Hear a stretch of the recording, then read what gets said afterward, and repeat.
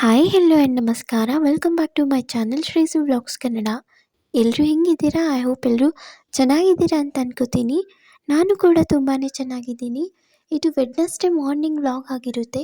ಇವತ್ತಿನ ರಂಗೋಲಿ ಹೇಗಾಗಿದೆ ಅಂತ ಕಮೆಂಟ್ ಮಾಡಿ ತಿಳಿಸಿ. ಬೆಳಿಗ್ಗೆ ಮಾರ್ನಿಂಗ್ ಟಿಫನ್ನಿಗೆ ಅಂತೇಳಿ ಉಪ್ಪಿಟ್ಟನ್ನ ಮಾಡ್ತಾಯಿದ್ದೀನಿ. ಇವತ್ತು ಒಂದು ಸ್ವಲ್ಪ ಡಿಫ್ರೆಂಟಾಗಿ ಮಾಡೋಣ ಅಂತೇಳಿ ಮಾಡ್ತಾಯಿದ್ದೀನಿ. ಕ್ಯಾರೆಟು ಒಂದೇ ಒಂದಿತ್ತು, ಅದು ಒಂದನ್ನು ಏನು ಮಾಡೋಕ್ಕಾಗಲ್ಲಲ್ಲ, ಹಾಗಾಗಿ ಅದನ್ನೇ ಹಾಕಿ ಉಪ್ಪಿಟ್ಟು ಮಾಡಬೇಕು ಅಂತ ಅಂದ್ಕೊಂಡಿದ್ದೀನಿ.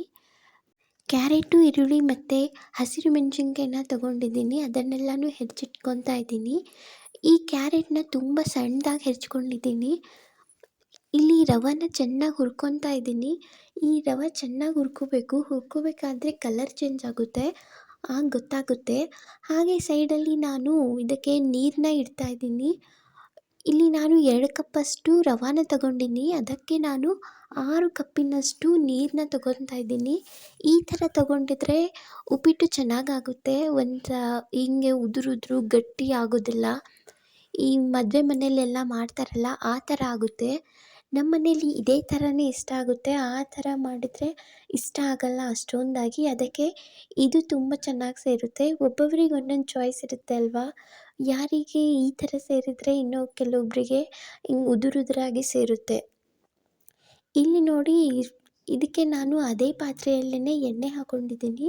ಎಣ್ಣೆ ಹಾಕ್ಕೊಂಡು ಇದಕ್ಕೆ ಕಡಲೆಬೇಳೆ ಮತ್ತು ಉದ್ದಿನ ಬೇಳೆನ ಸೇರಿಸ್ಕೊತಾ ಇದ್ದೀನಿ. ಇದು ಸ್ವಲ್ಪ ಕಲರ್ ಚೇಂಜ್ ಆದಮೇಲೆ ಇದಕ್ಕೆ ಜೀರಿಗೆ, ಸಾಸಿವೆನ ಹಾಕ್ಕೊಂಡು ಆಮೇಲೆ ಇದಕ್ಕೆ ಹಸಿರು ಮೆಣಸಿನ್ಕಾಯಿ, ಈರುಳ್ಳಿ ಮತ್ತು ಕ್ಯಾರೆಟ್ನ ಹೆಚ್ಚಿಟ್ಕೊಂಡಿದ್ದು ಸೇರಿಸ್ಕೊತಾ ಇದ್ದೀನಿ. ಆಮೇಲೆ ಇದಕ್ಕೆ ಒಂದು ಸ್ವಲ್ಪ ಕರಿಬೇವನ್ನ ಸೇರಿಸ್ಕೊತೀನಿ. ಈ ಈರುಳ್ಳಿನ ಚೆನ್ನಾಗಿ ಕಲರ್ ಚೇಂಜ್ ಆಗೋವರೆಗೂ ಫ್ರೈ ಮಾಡ್ಕೋಬೇಕು. ಇದನ್ನು ಚೆನ್ನಾಗಿ ಫ್ರೈ ಆದಮೇಲೆ ಇದಕ್ಕೆ ಕಡಲೆ ಬೀಜನ ಸೇರಿಸ್ಕೊತೀನಿ. ಕಡಲೆ ಬೀಜನ ನಾನು ಹುರಿದಿಟ್ಕೊಂಡಿರೋದನ್ನ ಸೇರಿಸ್ಕೊತಾ ಇದ್ದೀನಿ. ಏನಾದರೂ ಇದು ಹುರಿದಿಲ್ಲ ಅಂದ್ರೇ ಮುಂಚೆನೇ ಎಣ್ಣೆಯಲ್ಲೇ ಸೇರಿಸ್ಕೋಬೇಕು. ಇದನ್ನು ಸೇರಿಸ್ಕೊತಾ ಇದ್ದೀನಿ. ಆಮೇಲೆ ಕೊತ್ತಂಬರಿ ಸೊಪ್ಪನ್ನ ಸೇರಿಸ್ಕೊಂಡಿದ್ದೀನಿ. ಈಗ ನೋಡಿ, ಆ ಕಡೆ ಇಟ್ಟಿದ್ದೀನಲ್ಲ, ನೀರನ್ನು ಇಟ್ಟಿದ್ದೀನಿ. ಈ ಥರ ಇಡೋದ್ರಿಂದ ಬೇಗ ಉಪ್ಪಿಟ್ಟಾಗುತ್ತೆ. ಟೈಮ್ ಇಲ್ಲ ಅಂದರೆ ಈ ಥರ ಮಾಡಿದ್ರೆ ತುಂಬ ಬೇಗ ಆಗುತ್ತೆ. ನೋಡಿ, ನೀರು ಕುದೀತಾ ಇದೆ. ಇವಾಗ ಇದಕ್ಕೆ ಆ ನೀರನ್ನ ಸೇರಿಸ್ಕೊಂಡು ಬಿಡ್ತೀನಿ. ಆಮೇಲೆ ಇದಕ್ಕೆ ಒಂಚೂರು ಉಪ್ಪನ್ನ ಸೇರಿಸ್ಕೊಳ್ಳಿ. ಉಪ್ಪು ಎಷ್ಟು ಬೇಕೋ ಅಷ್ಟನ್ನು ಸೇರಿಸ್ಕೊಂಡು ಆಮೇಲೆ ಆ ರವೆನ ಹುರಿದಿಟ್ಕೊಂಡಿದ್ವಲ್ಲ ಅದನ್ನು ಸೇರಿಸ್ಕೊಂಡ್ರೆ ಆಯಿತು ಉಪ್ಪಿಟ್ಟು. ನೋಡಿ, ಇದನ್ನು ಹಾಕೊತಾನೆ ಮಿಕ್ಸ್ ಮಾಡ್ಕೋಬೇಕು. ಇಲ್ಲಾಂದರೆ ಏನಂದರೆ ಈ ಥರ ಇದ್ದರೆ ಏನಾಗಲ್ಲ, ಆದರೆ ನೀರು ಕಡಿಮೆ ಬಿದ್ದರೆ ಈ ಒಂಥರ ಗಂಟು ಹಾಕೋದು ಆ ಥರ ಆಗುತ್ತೆ. ನೋಡಿ ಎಷ್ಟು ಚೆನ್ನಾಗಾಗಿದೆ. ಇವಾಗ ನೀರು ಒಂದು ಸ್ವಲ್ಪ ಜಾಸ್ತಿ ಅನಿಸುತ್ತೆ, ಆದರೆ ಆಮೇಲೆ ಅನಿಸಲ್ಲ. ನೋಡಿ ಎಷ್ಟು ಚೆನ್ನಾಗಾಗಿದೆ. ತುಂಬ ಚೆನ್ನಾಗಿ ಬಂದಿತ್ತು ಈ ಉಪ್ಪಿಟ್ಟು. ಟೇಸ್ಟ್ ಅಂತೂ ಸೂಪರಾಗಿ ಬಂದಿತ್ತು. ನಾನು ಮಾರ್ನಿಂಗ್ಗೆ ತಿಂಡಿಗೆ ತುಂಬ ಸಿಂಪಲ್ಲಾಗಿಯೇ ಮಾಡಿರ್ತೀನಿ. ಯಾಕಂದರೆ ಡ್ಯೂಟಿಗೆ ಹೋಗ್ತಾರೆ, ಹಾಗಾಗಿ ಅವರಿಗೆ ಇದೇ ಥರ ಸಿಂಪಲ್ಲಾಗಿಯೇ ಇಷ್ಟ ಆಗುತ್ತೆ. ಹಾಗಾಗಿ ಇಲ್ಲಿ ನೋಡಿ, ಮತ್ತು ರಾತ್ರಿ ಊಟಕ್ಕೆ ಅಂತೇಳಿ ನಾನು ಕ್ಯಾಪ್ಸಿಕಮ್ ಪಲ್ಯನ ಮಾಡ್ಕೊತಾ ಇದ್ದೀನಿ. ಇದಕ್ಕೆ ನಾನು ಈರುಳ್ಳಿ, ಟೊಮೊಟೊ ಎಲ್ಲನೂ ಹೆಚ್ಚಿಟ್ಕೊಂಡಿದ್ದೀನಿ, ಕರಿಬೇವು, ಕೊತ್ತಂಬರಿನ. ಈ ಕ್ಯಾಪ್ಸಿಕಮ್ನ ಚೆನ್ನಾಗಿ ಹುರ್ಕೊಂಡಿದ್ದೀನಿ. ಸ್ವಲ್ಪ ಎಣ್ಣೆ, 1 ಸ್ಪೂನಷ್ಟು ಎಣ್ಣೆನ ಹಾಕ್ಕೊಂಡು ಚೆನ್ನಾಗಿ ಹುರ್ಕೊಂಡಿದ್ದೀನಿ. ಇದು ಹುರ್ಕೊಂಡ್ಮೇಲೆ ಆಮೇಲೆ ಒಂದು ಪ್ಲೇಟಲ್ಲಿ ಎತ್ತಿಟ್ಕೊಂಡು ಆಮೇಲೆ ಇದೇ ಕಡಾಯಿಗೆ ನಾನು ಮತ್ತೆ ಒಂದು ಸ್ವಲ್ಪ ಎಣ್ಣೆನ ಹಾಕ್ಕೊಂಡು ಅದಕ್ಕೆ ಜೀರಿಗೆ, ಸಾಸಿವೆ ಮತ್ತು ಒಂದು ಸ್ವಲ್ಪ ಕರಿಬೇವು, ಆಮೇಲೆ ಇದಕ್ಕೆ ಈರುಳ್ಳಿನ ಸೇರಿಸ್ಕೊಂಡು ಈರುಳ್ಳಿನ ಸ್ವಲ್ಪ ಚೆನ್ನಾಗಿ ಫ್ರೈ ಮಾಡಿಕೊಂಡು ಕಲರ್ ಚೇಂಜ್ ಆಗೋವರೆಗೂ ಫ್ರೈ ಮಾಡಿಕೊಂಡು ಆಮೇಲೆ ಇದಕ್ಕೆ ಟೊಮೊಟೊನ ಸೇರಿಸ್ಕೊತೀನಿ. ಇನ್ನು ನೋಡಿ ಕಡಾಯಿ ಹೆಂಗಾಗಿದೆ ಅದು ಫ್ರೈ ಮಾಡೋದ್ರಲ್ಲಿ. ಆಮೇಲೆ ಇದು ತೊಳೆದ್ಬಿಟ್ಟು ಮಾಡಬೇಕಂದ್ರೆ ಟೈಮ್ ಆಗೋಗಿತ್ತು, ಅದಕ್ಕೆ ಇದರಲ್ಲೇ ಹಾಗೆ ಮಾಡ್ತಾಯಿದ್ದೀನಿ.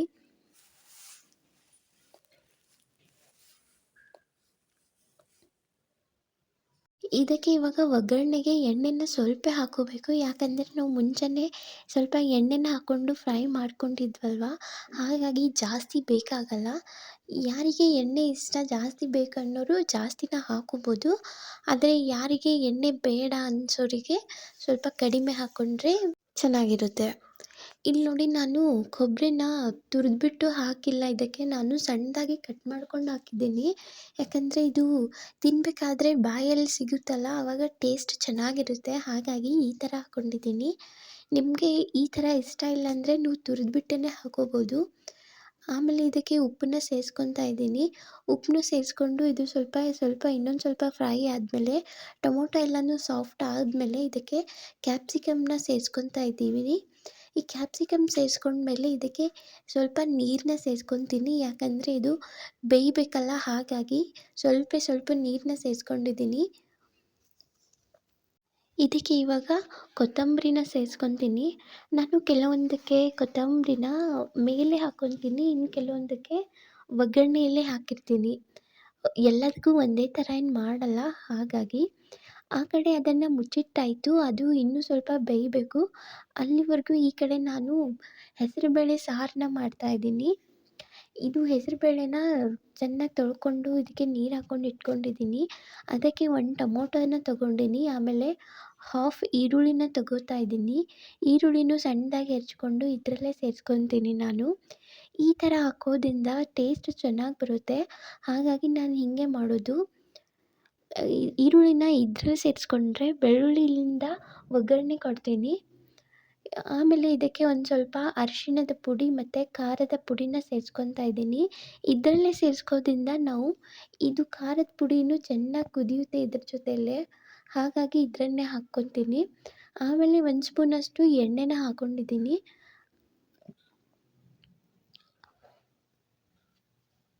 ನೋಡಿ ಇದು ಕೂಡ ಕುದ್ದಿದೆ ಇವಾಗ.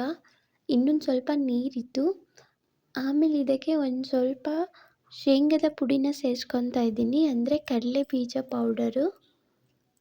ಈ ಪೌಡರ್ನ ನಾನು ಮಾಡಿ ಒಂದು ಡಬ್ಬಿಯಲ್ಲಿ ಹಾಕ್ಕೊಂಡಿಟ್ಟಿರ್ತೀನಿ. ಯಾಕಂದರೆ ನನಗೆ ಅವಾಗವಾಗ ಬೇಕಾಗುತ್ತೆ. ಹಾಗಾಗಿ ಈ ಥರ ಮಾಡಿದರೆ ಬೇಗನೂ ಆಗುತ್ತೆ ಎಲ್ಲ ಕೆಲಸನೂ. ಅದಕ್ಕೆ ನಾನು ಒಂದು ಡಬ್ಬಿಯಲ್ಲಿ ಹಾಕ್ಕೊಂಡ್ಬಿಡ್ತೀನಿ ಮಿಕ್ಸಿಯಲ್ಲಿ ಹಾಕ್ಕೊಂಡು. ನೋಡಿ ಇದಕ್ಕೆ ಇವಾಗ ಇದನ್ನು ಸೇರಿಸ್ಕೊಂಡು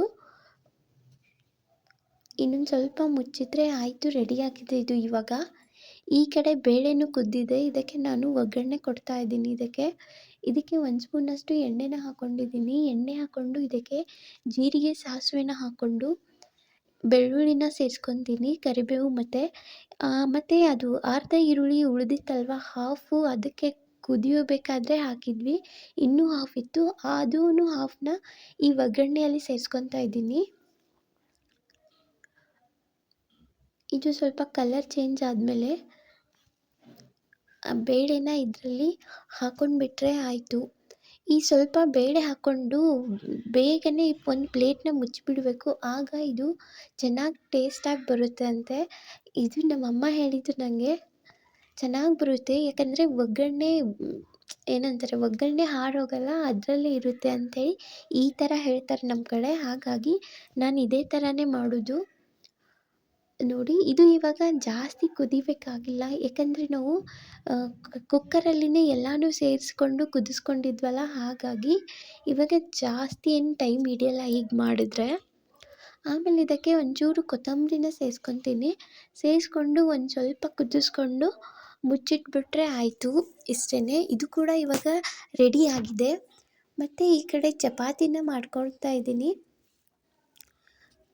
ಚಪಾತಿನ ನೋಡಿ ಎಷ್ಟು ಚೆನ್ನಾಗಿ ಉಬ್ತಾ ಇದ್ದಾವೆ. ಈ ಚಪಾತಿಯ ರೆಸಿಪಿ ಬೇಕಂದರೆ ನೀವು ಕಮೆಂಟ್ ಮಾಡಿ ತಿಳಿಸಿ. ನಾನು ರೆಸಿಪಿ ಕೂಡ ಹೇಳ್ತೀನಿ. ಇದರಲ್ಲಿ ಒಂದು ಸ್ವಲ್ಪ ಟಿಪ್ಸು ಅದು ಎಲ್ಲ ಇದ್ದಾವೆ. ಅದಕ್ಕೆ ನೋಡಿ ಎಷ್ಟು ಚೆನ್ನಾಗಿ ನಂದು ಉಬ್ಬು ಬರುತ್ತಾ ಇದೆ. ಪೂರ್ತಿ ಕೊನೆವರೆಗೂ ಉಬ್ಬುತ್ತೆ ಇದು, ಈ ಚಪಾತಿ ಈ ಥರ ಮಾಡಿದ್ರೆ. ಇದಕ್ಕೆ ಜಾಸ್ತಿ ಎಣ್ಣೆನೂ ಬೇಕಾಗಲ್ಲ, ತುಂಬ ಚೆನ್ನಾಗಿ ಮಾಡ್ಕೋಬೋದು, ತುಂಬ ಮೃದುವಾಗೂ ಇರುತ್ತೆ. ಈ ವಿಡಿಯೋ ನಿಮಗೆ ಸ್ವಲ್ಪನಾದರೂ ಇಷ್ಟ ಆದರೆ ಪ್ಲೀಸ್ ಒಂದು ಲೈಕ್ ಮಾಡಿ ಮತ್ತು ಶೇರ್ ಮಾಡಿ, ಹಾಗೂ ಕಮೆಂಟ್ ಮಾಡಿ ತಿಳಿಸಿ ಹೆಂಗಾಗಿದೆ ಅಂಥೇಳಿ. ಮತ್ತು ಇನ್ನೂ ಯಾರು ನನ್ನ ಚಾನಲ್ನ ಸಬ್ಸ್ಕ್ರೈಬ್ ಆಗದೆ ನೋಡ್ತಾ ಇದ್ದೀರೋ ಪ್ಲೀಸ್ ಸಬ್ಸ್ಕ್ರೈಬ್ ಆಗಿ ನೋಡಿ. ವಿಡಿಯೋನ ಕೊನೆ ತನಕ ನೋಡಿದ್ದೀರಿ ಅಂತ ಅನ್ಕೋತಿದ್ದೀನಿ. ಇವತ್ತಿನ ವಿಡಿಯೋ ಇಷ್ಟೇ. ಮತ್ತು ಏನಾದರೂ ಚೇಂಜಸ್ ಬೇಕು ಅಂದರೆ ಕಮೆಂಟ್ ಮಾಡಿ ತಿಳಿಸಿ, ಖಂಡಿತ ನಾನು ಚೇಂಜ್ ಮಾಡ್ಕೋತೀನಿ.